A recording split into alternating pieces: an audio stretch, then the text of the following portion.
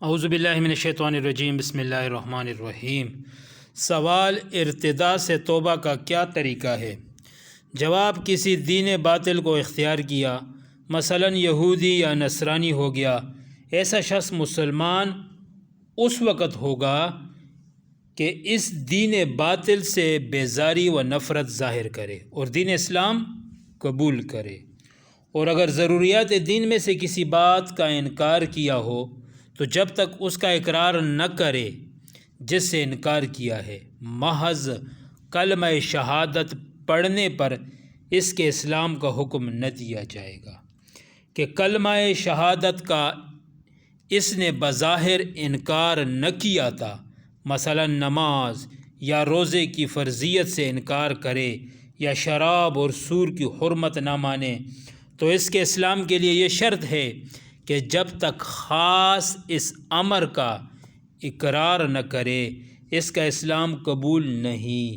یا اللہ کریم اور رسول اللہ صلی اللہ علیہ وسلم کی جناب میں گستاخی کرنے سے کافر ہوا تو جب تک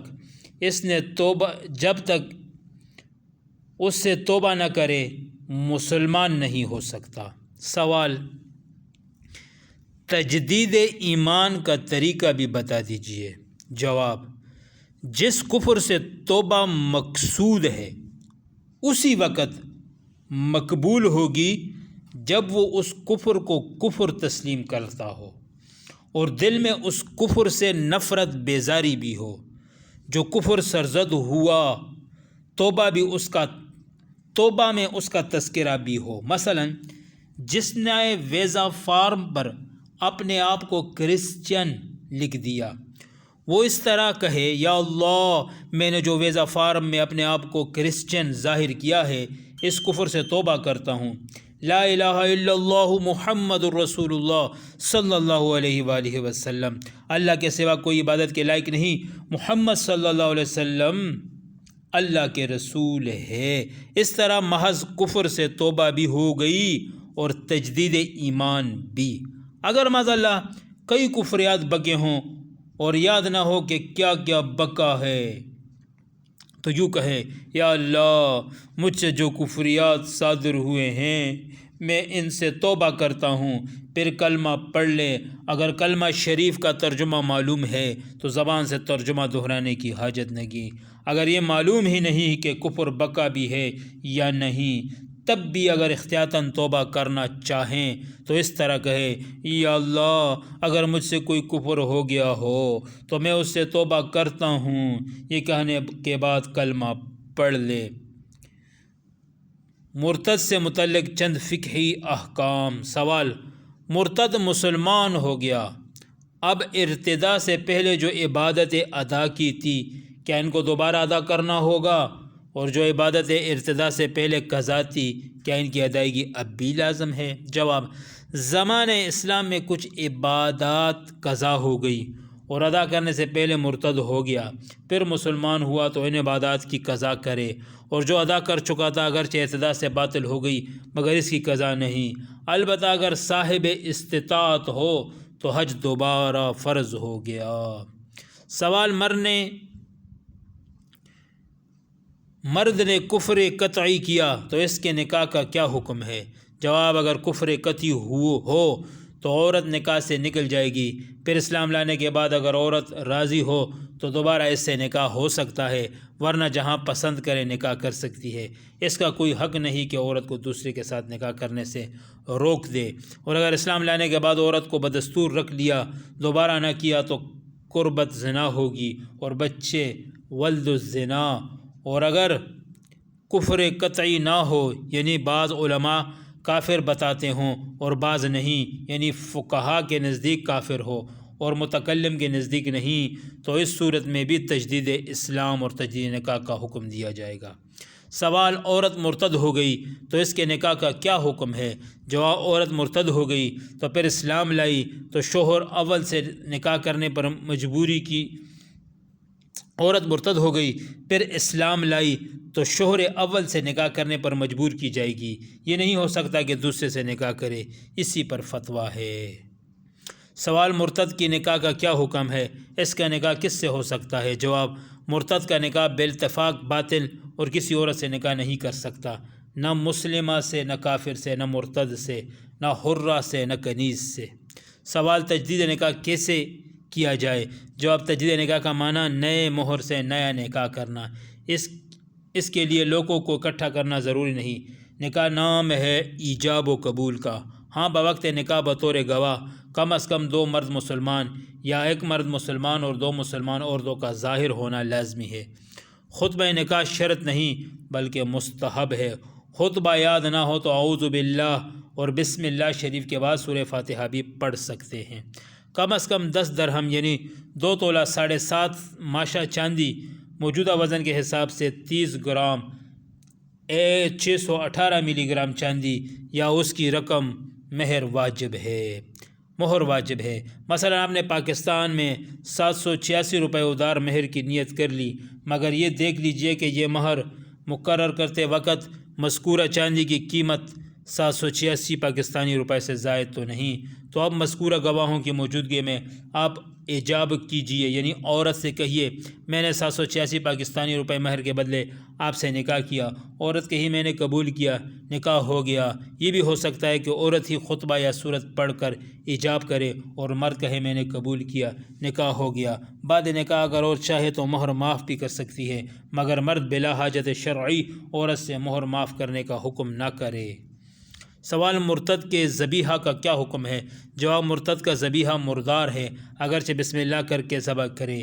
یوں ہی کتے یا باز یا تیر سے جو شکار کیا ہے وہ بھی مردار ہے، اگرچہ چھوڑنے کے وقت بسم اللہ کہہ لی ہو۔ سوال، مرتد کی گواہی اور اس کے وارث بننے کے متعلق کیا شرعی حکم ہے؟ جواب، مرتد کسی معاملے میں گواہی نہیں دے سکتا اور کسی کا وارث نہیں ہو سکتا، اور زمانہ ارتداء میں جو کچھ کمایا اس میں مرتد کا کوئی وارث نہیں۔ سوال، مرتد کے مال کا کیا حکم ہے؟ دوبارہ اسلام قبول کرنے یا نہ کرنے کی صورت میں کیا حکم ہوگا؟ جواب، ارتداء سے ملک جاتی رہتی ہے، یعنی جو کچھ اس کے املاک اور اموال تھے سب اس کے ملک سے خارج ہو گئے، مگر جب کہ پھر اسلام لائے اور کفر سے توبہ کر لے توبہ بس دستور مالک ہو جائے گا، اور اگر کفر ہی پر مر گیا یا دار الحرب کو چلا گیا تو زمانہ اسلام کے جو کچھ اموال ہیں ان سے اولاً ان دیوان کو ادا کریں گے جو زمانہ اسلام میں اس کے ذمے تھے، اس سے جو بچے وہ مسلمان ورثاء کو ملے گا، اور زمانہ ارتداء میں جو کچھ کمایا اس سے زمانہ ارتداء کی دیون ادا کریں گے، اس کے بعد جو بچے وہ فی ہے۔ سوال، بیوی کی عدت میں مرتد ہو کر دار الحرب چلا گیا، اسی حالت میں قتل کر دی گیا تو کیا عورت وارث ہو گئی؟ جواب، عورت کو طلاق دی تھی اور ابھی عدت ہی میں تھی کہ شوہر مرتد ہو کر دار الحرب چلا گیا یا حالت ارتداء میں قتل کیا گیا تو وہ عورت وارث ہو گئی۔ وہ صورتیں جو کفریہ نہیں ہے۔ سوال، زبان پھسلنے کی وجہ سے کفریہ بات نکل گئی تو کیا حکم ہے؟ جواب، کہنا کچھ چاہتا تھا اور زبان سے کفر کی بات نکل گئی تو کافر نہ ہوا، یعنی جب کہ اس امر سے اظہار نفرت کرے کہ سننے والوں کو بھی معلوم ہو جائے کہ غلطی سے یہ لفظ نکلا ہے، اگر بات کی پیچ کی تو اب کافر ہو گیا کہ کفر کی تائید کرتا ہے۔ سوال، کفریہ بات کا دل میں خیال پیدا ہوا تو کیا کافر ہو جائے گا؟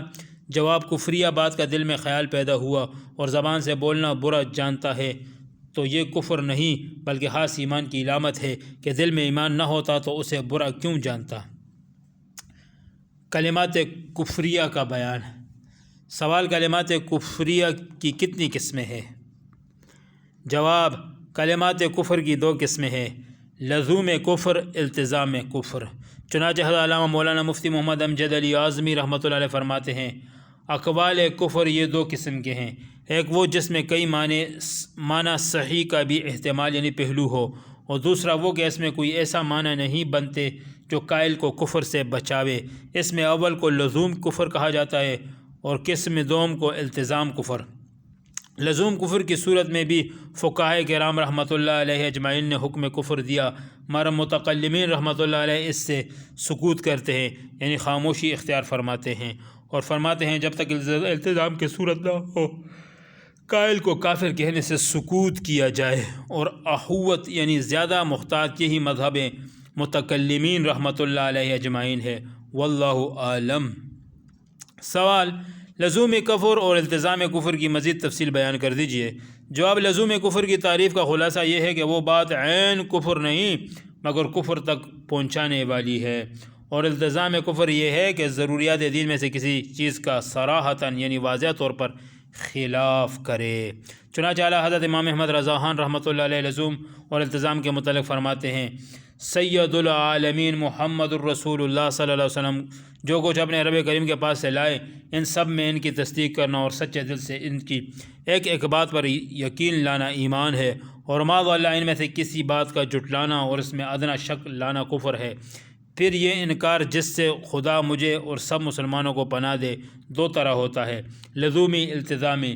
التزامی یہ ہے کہ ضروریات دین سے کسی شے کا تصریحاً یعنی صاف صاف خلاف کرے، یہ قطعاً اجماعاً کفر، اگرچہ خلاف کرنے والا نام کفر سے چھڑے اور کمال اسلام کا دعویٰ کرے، جیسے طائفہ، تالیفہ، نیا چڑھ یعنی ہلاک و برباد ہونے والے نیچری فرقے والوں کا وجود ملک و جن، شیطان، آسمان، نار و جنان و معجزات انبیاء علیہ الصلاۃ والسلام سے ان معانی پر کہ اہل اسلام کے نزدیک حضور صلی اللہ علیہ وسلم سے متواتر ہے انکار کرنا، اور اپنی تعویلات باطلہ و توہمات عاطلہ یعنی چھوٹی تعویلیں اور خالی وہموں کو لے مرنا، نہ ہرگز ان تعویلوں کے شوشے انہیں کفر سے بچائیں گے، نہ محبت اسلام اور ہمدردی کے جھوٹے دعووں کام آئیں گے۔ لزوم یہ کہ جو بات اس نے کہی عین کفر نہیں مگر منجز بکفر یعنی کفر کی طرف لے جانے والی ہوتی ہے، یعنی مال سخن و لازم حکم کو ترتیب اور مقدمات اور تتمیم تقریبات کرتے لے چلے تو انجام کار اس سے کئی ضروری دینی کا انکار لازم آئے گا۔ سوال، سرکار اعلیٰ حضرت رحمۃ اللہ علیہ کے مبارک فتوے کے بیان کردہ احتساب کا آسان لفظوں میں خلاصہ کر دیجیے۔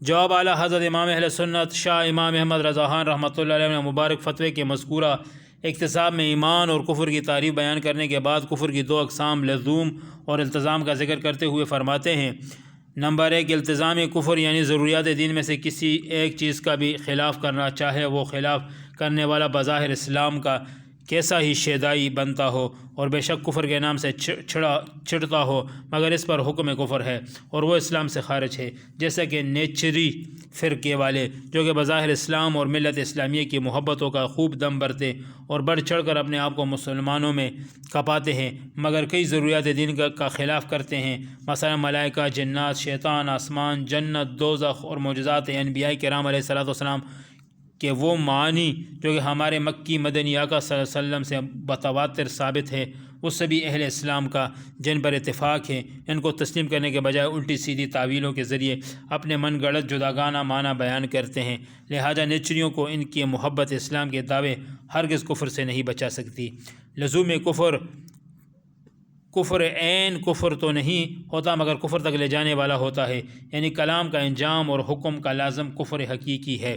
مراد یہ ہے کہ اگر مقدمات کو ترتیب دیا جائے اور تقریبات کو مکمل کرتے جائیں تو بلاخر کسی ضرورت دینی کا انکار لازم آئے۔ اس کی بہت سی صورتیں ہوتی ہے۔ سوال، ایسے شخص کے بارے میں کیا حکم ہے جس کے قول کے کفر ہونے نہ ہونے میں ائمہ دین یعنی فقہا اور متکلمین کا اختلاف ہو؟ جواب، ایسے شخص اگرچہ اسلام سے خارج نہیں تاہم اس کے لیے توبہ اور تجدید ایمان کا و نکاح کا حکم ہے۔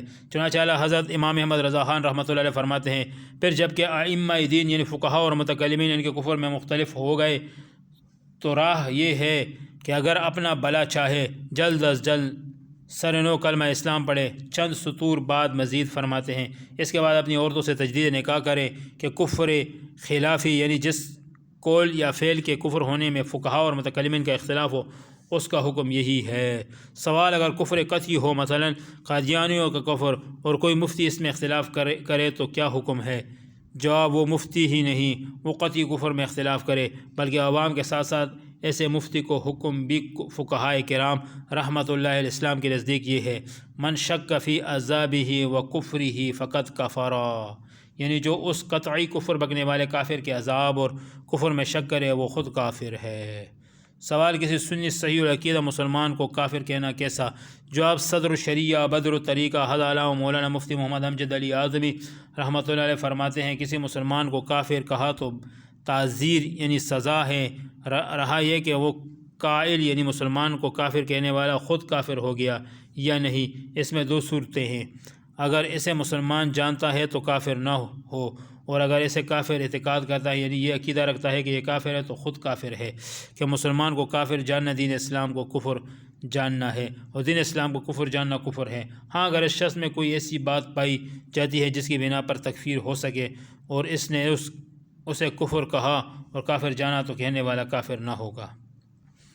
نیز فرمایا، مسلمانوں کو بطور گالی بد مذہب، منافق، زندیق، یہودی، نصرانی کا بچہ، کافر کا بچہ کہنے پر بھی تعزیر سزا ہے، البتہ جو واقعی کافر ہے اس کو کافر ہی کہیں گے۔